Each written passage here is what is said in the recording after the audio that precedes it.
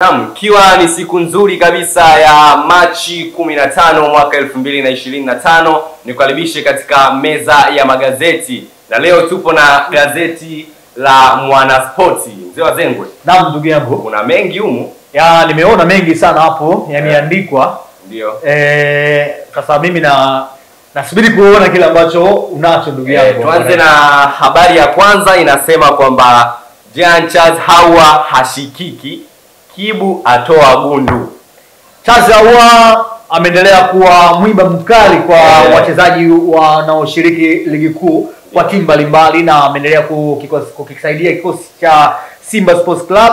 Jana katika dimba la KMC pale Mwenge, kichapo kizito Dodoma Jiji FC, mabao sita kwa 0. Nafikiri kwamba hii imekuwa ni hasira ya mnyama Simba Sports Club kwa kile ambacho watu wanasema kwamba amekimbia dabi. Nafikiri kwa jana kwa kile kichapo cha Dodoma Jiji, hizi itakuwa ni salamu na taarifa tu kwamba bwana sio kwamba tumekimbia dabi. Lakini ukija kwa kile ambacho kimeandikwa na mwandishi, Charles Ahoua ameonyesha na amethibitisha kwa vitendo, kwa sababu anafunga, ana assist, lakini pia ndio assist man hapa Tanzania, anaongoza kwa assist. Kwa hiyo kwangu mimi si mchezaji mbaya na sina mashaka naye kabisa, anafanya vizuri. Ukija kwa Kibu Dennis Prosper ametoa gundu. Wewe mwenyewe unafahamu kwamba huyu ni mchezaji wa aina gani. Kwa muda mrefu alikuwa hajafunga goli. Na jana amefunga na amekuwa man of the match baada ya mchezo kumalizika. Ukitazama takwimu yake Kibu Dennis, bila shaka unaona kwamba anafaa sana kuendelea kuwa mchezaji ambaye anayetumainiwa sana kwenye kikosi cha Simba, na so mimi, lakini pia mashabiki wa Simba wanafahamu kwamba wanamhitaji zaidi sana mchezaji Kibu Dennis kwenye kikosi chao.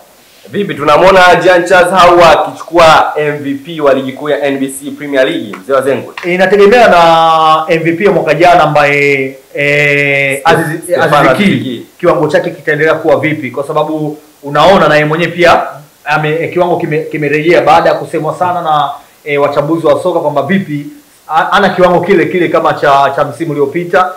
Ameanza chini, lakini umeona kwa mechi kadhaa Stefan Azekia ameonyesha kile kiwango ambacho alikuwa nacho kwa msimu uliopita. Kwa hiyo binafsi nasubiri kuona mpaka mchezo wa mwisho unamalizika Stefan atakuwa na kiwango gani, lakini Charles Ahoua ameonyesha anafunga na assist pia. Bana mzee wa Zengwe, takwimu zinasema kwamba kwa Kibu Dennis mara ya mwisho kufunga goli ilikuwa ni Novemba 5 mwaka jana. Ndio mara ya mwisho Kibu Dennis kufunga goli lake. Kwa haraka hapo ni kama miezi 4-5 hapo alikuwa ameshapita hapo. Kwa hiyo umeona kwamba ilikuwa ni muda mrefu sana alikuwa hajafunga goli. Kwa hiyo kwa jana kufunga, lakini pia kuwa man of the match kwake inamrudishia ile hali ya kupambana. Kwa hiyo kama wanasema leo hii mechi inapigwa, Kibu Dennis lazima atawasumbua watani. Yes. Okay, hapa kuna takwimu za ligi kuu ya NBC Premier League. Tunaona hapa idadi ya mechi zilizochezwa hadi kufikia hivi sasa. Ni ngapi? Katika ligi kuu ya Tanzania bara zimechezwa mechi 181 msimu huu mpaka kufikia hivi sasa. Zinakwenda haraka, lakini mechi ni nyingi. Na ukiutazama msimamo wa ligi pale, Young Africans anaongoza kwa alama 58, lakini Simba Sports Club akifuatiwa akiwa na alama 57. Mkiani kabisa tunao Ken Gold na alama 16. Ukiangalia game lake hapa, ndugu zangu, 58 kwa 16. Lakini Ken Gold wana kikosi kizuri, nini shida? Ken Gold kikosi kizuri unazungumzia kwa mwishoni hapa. Wamekuja kufanya usajili mzuri kwenye dirisha dogo la usajili. Lakini kwa kuanza mwanzoni pale walikuwa wametumia wachezaji wao wale ambao waliipandisha timu. Adhabu ni kali kwao, walikuwa ikipatikana kila mchezo, lakini baada hapa dirisha dogo ndo waliboresha kidogo, kuwaleta wachezaji ambao kidogo wanajielewa. Mkongwe Kevin Yondani ulimuona akiwa amesajiliwa Ken Gold pale. Mtukutu Bernard Morrison pia ulimuona kwa Ken Gold, lakini na Bernard Morrison hajamuona uwanjani. Kuna mechi amecheza Bernard Morrison. Bernard Morrison na tatizo kubwa linalomsumbua kwake ni bado hajatengamaa. Afya yake sio sawa, na tunafahamu alipata injury ya goti na alikuja hapa Tanzania kwa ajili ya kufanywa maboresho la goti. Ndio. Kwa hiyo nafikiri bado hajakaa sawa. Bana, kwenye ligi kuu ya NBC Premier League vita ya top 4 ni kali sana. Hapa nitakutajia timu ambazo zinagombania ile vita ya top 4. Ndio. Ya kwanza ni Dar es Salaam Young Africans akiwa na pointi 58. Ndio. Akifuatiwa na Simba akiwa na pointi 57. Ndio. Watatu ni Azam FC akiwa na pointi 48. Ndio. Na wanne ni Singida Big Stars. Hapa swali kubwa na wadau wengi wa soka walikuwa wanatamani sana kuona Azam angejibu vipi kwa msimu huu, lakini bado anaendelea kuwa pale alipoishia. Na uwekezaji upo, pesa zipo, na hii kwa Azam ndio inatupa tafsiri kwamba pesa sio kila kitu. Unaweza ukawa na kila kitu lakini usiwe na ndo yale ya Man U. Yaani unaweza ukawa na pesa alafu usiwe na kila kitu. Si unaelewa vizuri? Sio kwa maana ya mali.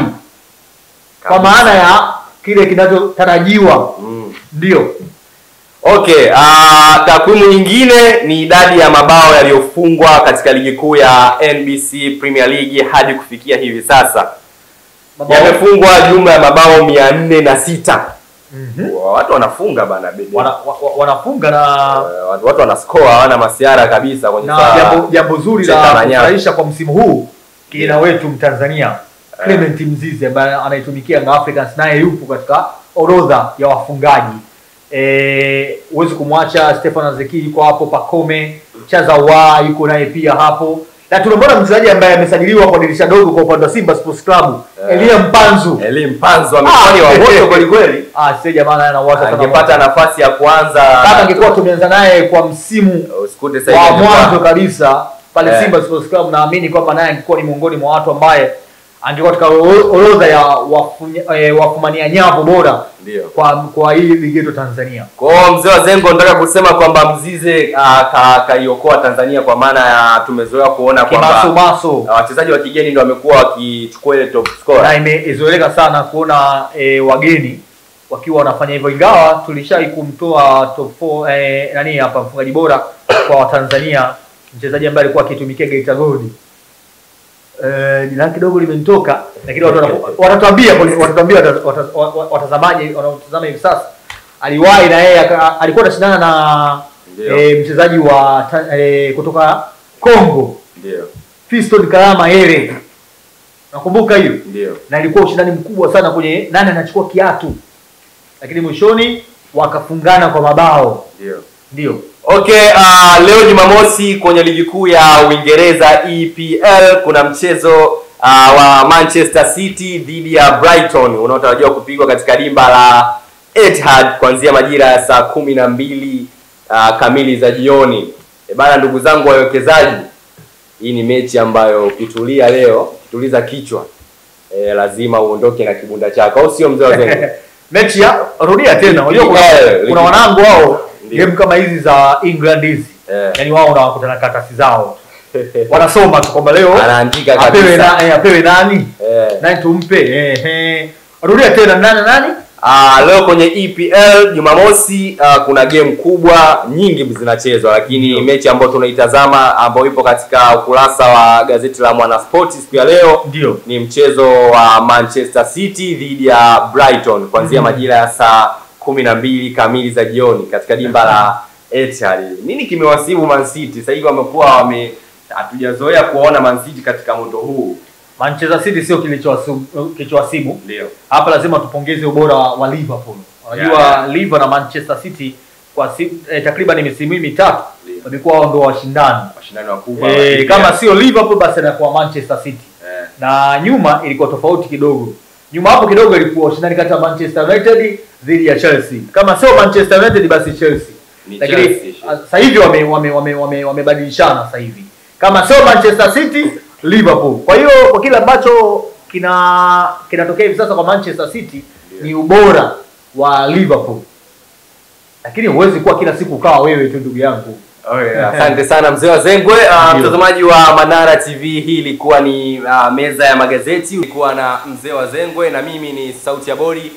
Nyuma ya kamera ni Chuda Mnyama. Asante sana.